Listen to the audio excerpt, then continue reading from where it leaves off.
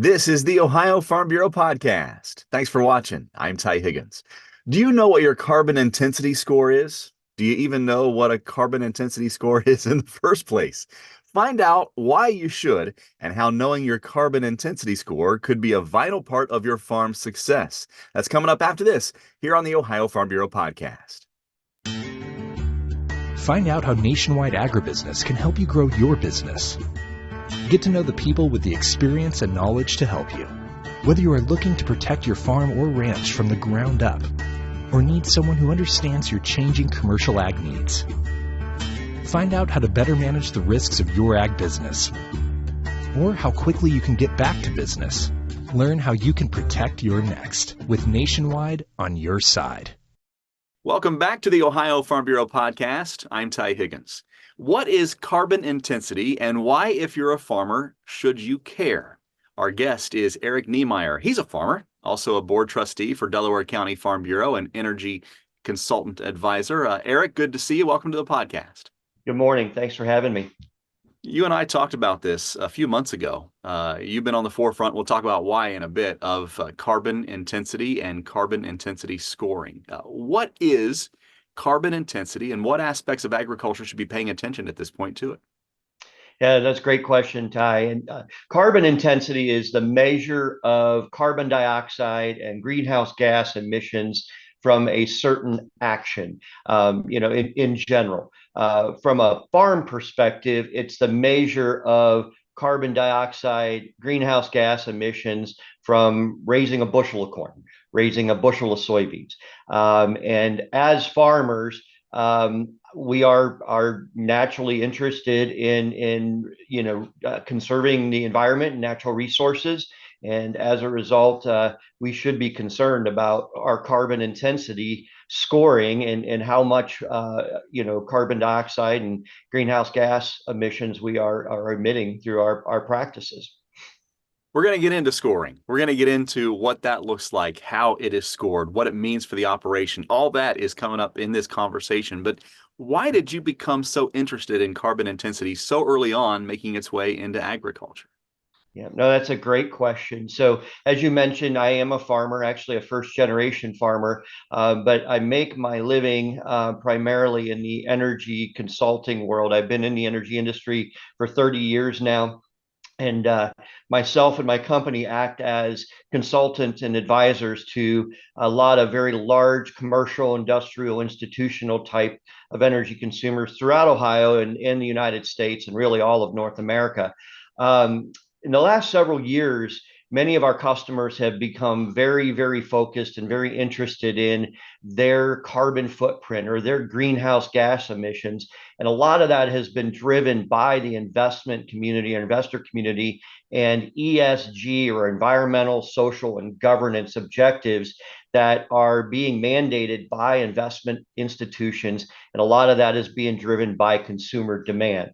So all of that to say, they have become very keen on looking at how they are impacting the environment by the practices that they are employing at their production facilities, as well as their supply chain production facilities. And frankly, in my specialty, how they get their energy and how their energy is being produced. Eric is one of the experts in our Ohio magazine that focuses on energy, that brand new magazine that hit your mailbox here this month. One of the things you mentioned, Eric, is that there are some big things happening in Washington that's bringing carbon intensity into focus. Talk about that a little bit, some of the things that is really kind of pushing this topic along at a relatively rapid pace. Yeah, so I think there certainly is some action out of Washington that is driving some of the actions at a lot of these companies. And companies I'm talking about primarily are the Fortune 100 companies. In fact, there's a couple of initiatives out there. The RE 100, which is a renewable energy initiative group. There's over 400 companies that are members of that globally. You also have the Climate Action 100 as well that have made commitments to reducing their carbon footprint. A lot of this is being driven by mandates out of Washington to reduce our greenhouse gas initiatives, reduce our reliance on fossil fuels, reduce our energy consumption in general. But I think even bigger than what's coming out of Washington is what's come from the investment community. The investment banks out there are valuing companies based upon the initiatives that they have in place to reduce their carbon footprint. So whether or not you agree with the climate change initiatives, the investment dollars, the consumer spending dollars are really driving a lot of this behavior. You mentioned the big corporations, and some people might be listening and trying to figure out how to draw that line between those Fortune 500 companies and a small family farm in Ohio. How do they do that? That's a great question. So let's talk about Walmart and Kellogg's as examples here, both of which, if you go out to their website and you type in a search for ESG or ESG initiatives or carbon reduction initiatives, you will find a tremendous amount of information that they've put out there. Each one of these companies have established benchmarks for reducing their scope 1 emissions, scope 2 emissions, and scope 3 emissions. Scope 1 emissions are the emissions related specifically to their production practices at their facilities. Scope 2 emissions are related to the energy that they're purchasing. Are they buying renewable energy, renewable electricity, solar generated, wind generated, hydro generated, nuclear generated electricity? Are they buying renewable natural gas, that type of thing? Where it matters to the small family farmer is in the scope 3 emissions category, which is the measurement of emissions to the entire supply chain, to a Kellogg's, to all of the suppliers and vendors, to a Walmart. So scope 3 emissions is where we fall in line as farmers, is part of the supply chain to these big corporations. I mentioned we're going to get into how this all works. So carbon intensity scores, how they calculated, what's some of the data that's used to get that score initially?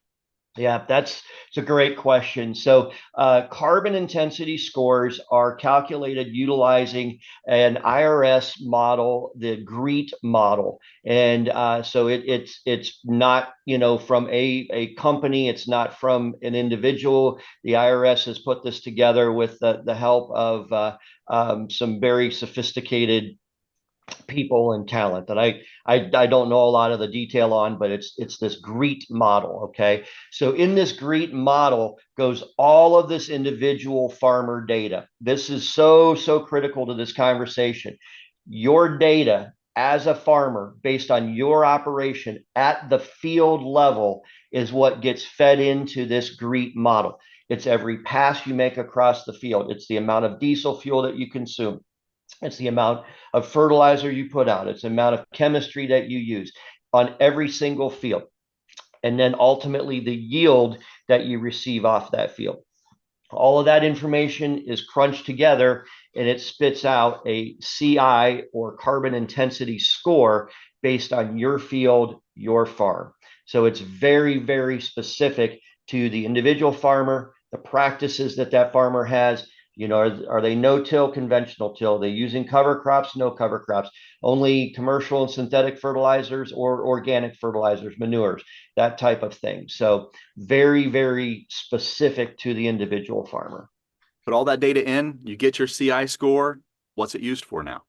Yeah, that's another great question. So right now, today, the big buzz on this is the 45Z tax credit that's available to the biofuels industry. Okay, it's not available to the farmer; it's available to the biofuels industry. So today, it's primarily focused on the ethanol production facilities. Right, there's a specific amount of energy that goes into making a gallon of ethanol, and part of that gallon of ethanol is the amount of energy that's going into a bushel of corn that's an input to that gallon of ethanol. All right. So the short answer to this is, the lower your carbon intensity score on your farm, the more valuable your corn should be to the ethanol biofuel producer, because it enables them to get a greater percentage or a greater tax rebate through this 45Z tax credit. Okay. the argument being made out there by many is, as farmers, we're producing the corn, our practices are driving that carbon intensity score. We deserve to share in a portion, a large portion of that tax credit. And as a result, again, the value of your data based on your operation is driving that carbon intensity score. And as a result, the lower your carbon intensity score, the more payment you should get, or the more credit you should get. So we're talking real dollars. And Eric, markets right now are not great. Farmers are looking for every last way they can to get that added value. What does that added value look like at this point? Yeah, no, that's another great question, Ty. You're full of great questions today, man. Full of something. And yeah, yes, you are correct. The markets are painful right now. So the estimate, full value of the 45Z tax credit could be somewhere close to $2 a bushel for the ethanol or biofuels plant. Right now I've heard numbers ranging wildly out there as to what portion the farmer should get. There are those out there lobbying, and frankly I tend to be in that camp where the farmer should get at least half of that, right? I mean, we are producing the grain, we are maintaining the data, we own the data, and we're providing that to the biofuels industry. So there are those making the argument that it should be up to half of the credit that's available to the biofuels producer. Where we are right now with carbon intensity scores, you are probably one of the most knowledgeable people in the country when it comes to what we're doing right now and where the current conversation is. But you and I have had conversations. You've talked with leaders of Ohio Farm Bureau at the county, state, and federal levels. When Yes. you think about what this conversation looks like through Ohio Farm Bureau and moves forward, what does that look like, and what do you envision Ohio Farm Bureau members doing in this space into the future? Yeah, I think it's so critical that we come together as a united front. So much of the time, farmers have been forced into a situation where we become price takers. I think we've got an opportunity here to really kind of force the issue, because we own the data. It is our specific data, and that data is critical to the biofuels industry right now to be able to realize that tax incentive. So I think it's really, really important that we get together and we become a united front. Frankly, I would like to see corn growers, corn and wheat growers, and Ohio Soy Association as well, all band together. We're all, the objective here is to create a competitive advantage for our farmer membership, right? And the idea here is, I think we've got a tremendous opportunity to do that, but we're not going to be able to do that if we go at this onesie twosie and guys try to go on their own to do this. We really need to band together. The biofuels industry is where it's at right now with 45Z, but this universe is much, much larger than that. Eventually, there's a lot of talk about sustainable aviation fuel and how we get involved in that. The biofuels industry, the ethanol industry, is a fraction the size of the SAF industry. Beyond that, if we start considering where the RE100 and the Climate Action 100 are going with this, the demands that they're going to be making on the family farms to reduce their scope 3 emissions, this data, this CI score, is going to play into that as well. So the biofuels industry, in my opinion, this is the tip of the iceberg. As I mentioned, the new Our Ohio magazine, all about energy, and one of the contributors is Eric Niemeyer, talking about carbon intensity scoring. He's a farmer and a board trustee for Delaware County Farm Bureau, also an energy consultant advisor. Eric, great to see you on the podcast, and thanks for all the insights. And I know as this conversation moves forward, a lot of people are going to have a lot of questions, and we'll get those to you maybe on another edition here down the road. That would be fabulous. I'm more than happy to talk about this, and it's my interest is in helping the farmer, the Ohio farmer, make the most of this opportunity. So thank you, Ty, for having me.